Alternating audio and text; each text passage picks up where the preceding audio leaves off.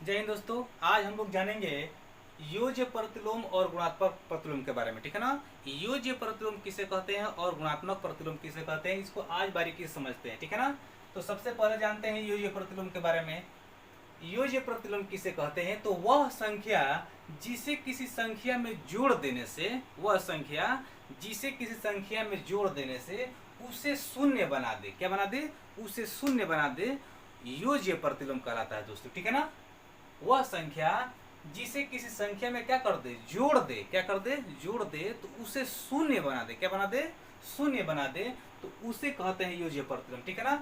जैसे हमने कह दिया ए का योज्य प्रतिलोम, ए का योज्य प्रतिलोम क्या होगा, योज्य प्रतिलोम क्या होगा, ए का योज्य प्रतिलोम क्या होगा। तो प्यारे दोस्तों, ए का जो योज्य प्रतिलोम होगा क्या होगा, माइनस ए होगा। क्या होगा? माइनस ए होगा। ठीक है ना। ए का योज्य प्रतिलोम क्या होगा, माइनस ए होगा। क्यों होगा?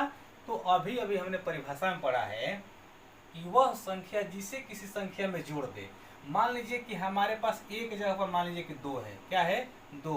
अब कहा कि दो का योज्य प्रतिलोम क्या होगा, दो का योज्य प्रतिलोम क्या होगा, प्रतिलोम क्या होगा।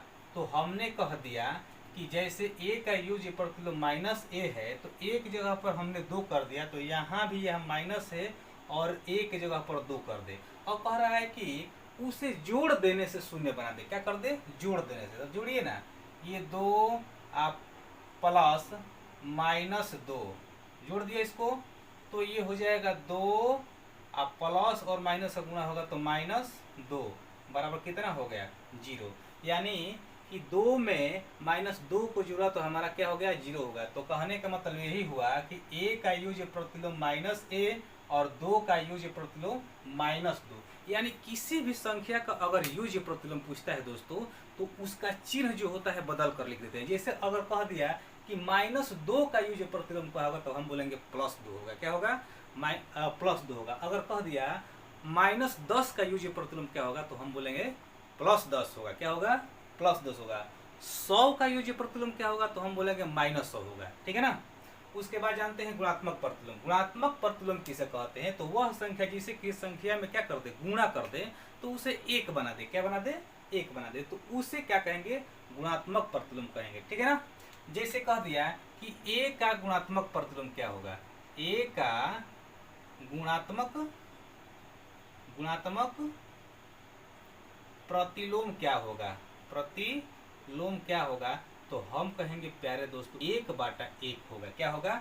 1/a। अगर मैं a में 1/a गुणा करता हूँ तो एकदम प्योर सही है कि हमारा आंसर जो होगा एक ही होगा। ठीक है ना। इसी तरह मान लीजिए कि इसकी जगह पर हमने 5 रख दिया, तो कह दिया कि 5 का यूज गुणात्मक प्रतिलोम क्या होगा, गुणात्मक प्रतिलोम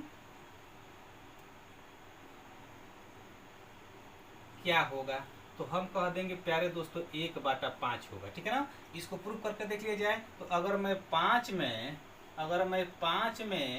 1/5 से क्या कर दूं, गुणा कर दूं, तो 5 से 5 कट गया तो कितना बचा, 1 बचा। ठीक है ना। कितना बचा? 1 बचा। तो वही कह रहा है गुणात्मक प्रतिलोम में, वह संख्या जिसे किसी संख्या में गुणा कर दिया जाए तो उसको एक बना दे। क्या बना दे? एक बना दे, तो वह संख्या क्या कहलाता है, गुणात्मक प्रतिलोम कहलाता है। तो प्यारे दोस्तों आप बताइए 5 का गुणात्मक प्रतिलोम क्या होगा, तो बोलेंगे 1/5 होगा।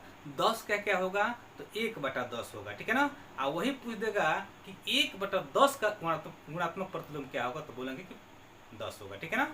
ऐसा में अगर कह देगा 100 का गुणात्मक प्रतिलोम क्या होगा, तो बोलेंगे 1/100 होगा। और कह दिया कि 1/100 का गुणात्मक प्रतिलोम क्या होगा, तो बोलेंगे कि 100 होगा। ठीक है ना। तो इस तरह से ये हमारा गुणात्मक प्रतिलोम हुआ। आई होप कि आप सबको समझ में आ गया होगा। तो वीडियो को लाइक और कमेंट जरूर कीजिएगा। धन्यवाद।